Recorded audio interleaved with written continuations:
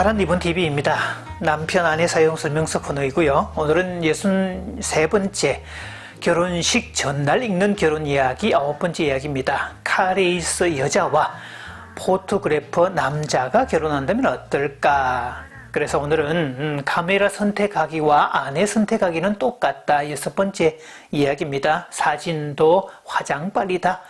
여성이든 남성이든 화장빨에 의해서 얼굴이 달라지는데요. 그것처럼 사진도 역시 화장빨에 달라서 달라진다라는 이야기를 다루겠습니다. 얼마 전에 인터넷에서 중국 남자의 어떤 이야기를 들었습니다. 결혼한 후에 이혼 소송을 제기했다는 이야기였습니다. 화장을 지운 아내 얼굴을 보고 결혼식 이전의 얼굴과 맨 얼굴 민낯이 너무 달라서 실망했다. 이것은 명백한 사기 결혼이다 라는 게 이유였다고 합니다. 얼마나 화장 실력이 뛰어났을까라는 생각도 들게 하고요. 이 남자는 결혼의 메커니즘을 전혀 모르는구나 라는 생각도 들었습니다. 화장하기는 지극히 자연스러운 일입니다. 흔히 여성의 변신은 무죄다 이렇게 표현들을 많이 하고 있죠. 이 화장을 얘기하는 메이크업이라는 말은 17세기 영국에서 처음 사용된 용어라고 하는데요. 메이크업이니까 점점 예쁘게 만들었다는 거고 보통의 얼굴보다 꾸미고 아름답게 가꾸었다는 뜻입니다.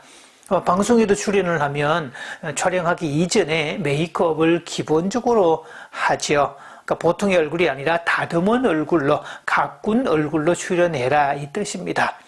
화장 전성 시대가 되었다라고 하는데 요즘은 남자들도 화장하는 시대가 됐습니다. 그냥 스킨 로션 정도가 아니라 비비크림이라든지 색조 화장까지 하는 그런 남자 전용 화장품도 등장이 되었고요. 초등학생들도 화장하는 시대가 되었더라. 초등학생이 되면 부모들에게 당신의 자녀가 화장해도 된다는 것을 허용했냐 아니냐 이것을 확인하는 설문조사도 있다고 그러죠.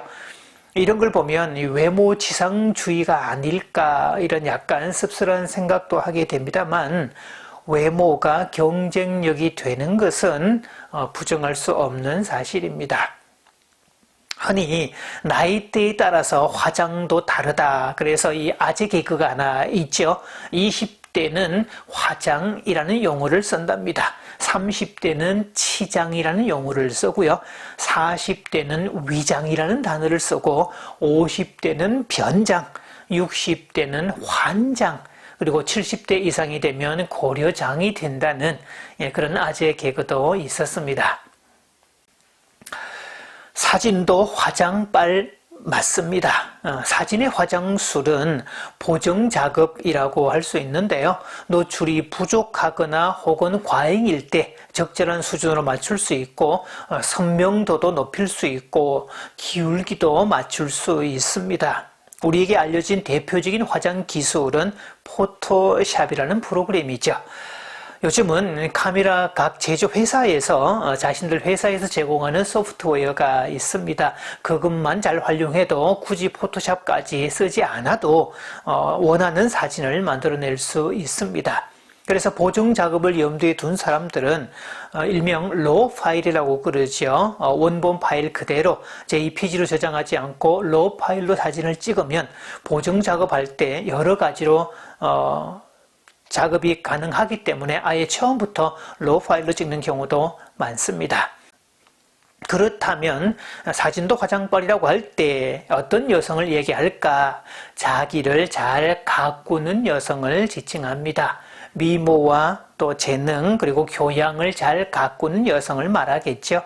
그래서 우리가 흔히 정원수와 산의 나무는 차원이 다릅니다. 뭐가 예쁘냐 물어볼 필요가 없죠. 정원수가 당연히 예쁘죠. 이유는 정원사가 수시로 관리하고 가꾸기 때문입니다. 따라서 여성이 자신을 가꾸는 여성, 그래야 자신감도 가득 차고 재능을 갖고야 자기 효능감도 가득 찰 수 있고요.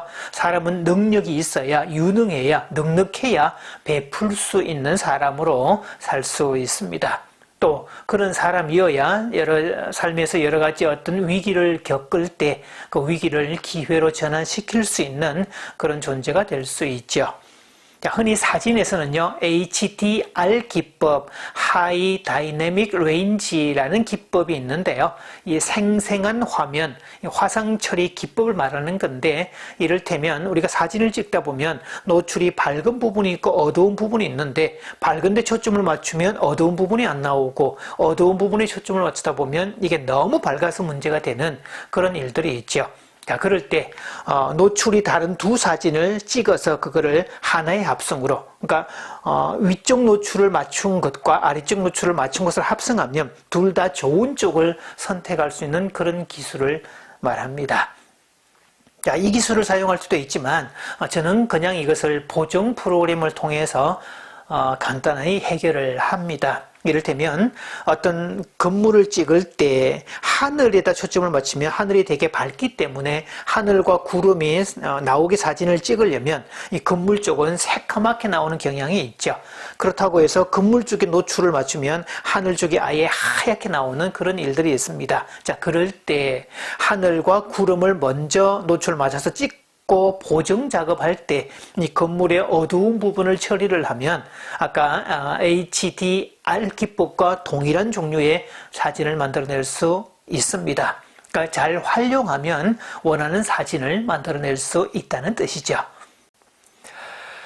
보정 기술은 제2의 촬영술이다라고 말을 합니다. 그러니까 사진 찍는 기술도 중요하지만 보정하는 능력도 아주 중요하다라고 하죠. 그러니까 보정을 통해서 제2의 작업을 할 수 있습니다. 저는 가끔 지인들이 SNS에 올리는 그 사진들을 이 보정 작업을 통해서 다시 보내주는 일을 하는데요.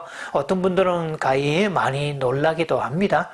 결혼도 마찬가지입니다. 결혼은 맞춰가는 기술이지 처음부터 완벽하게 모든 것이 준비되는 것은 아닙니다. 그러니까 보정 기술을 통해서 원하는 사진을 만들어 갈 수 있듯이 보정하는 기술, 다듬어가는 기술, 맞춰가는 기술, 조율과 협상하는 기술을 통해서 점점 더 행복의 수준을 높여가는 것이지 처음부터 완벽한 배우자를 만났다고 해서 결혼의 행복이 보장되는 것은 아닙니다. 우리가 카메라 시리즈를 다루면서 아무리 좋은 카메라를 할지라도 다루는 사람의 능력에 따라서 사진의 질이 좌지우지 된다라고 하는데요. 좋은 배우자를 만나야 되겠지만 좋은 배우자를 만났더라도 나의 기술이 부족할 때는 행복할 수 없다는 사실. 그래서 행복은 각자의 레시피로 만드는 음식과 동일하다는 것도 기억해야 되고요. 결국은 결혼의 행복은 다루는 기술에 있다는 것을 꼭 명심해야 되겠죠.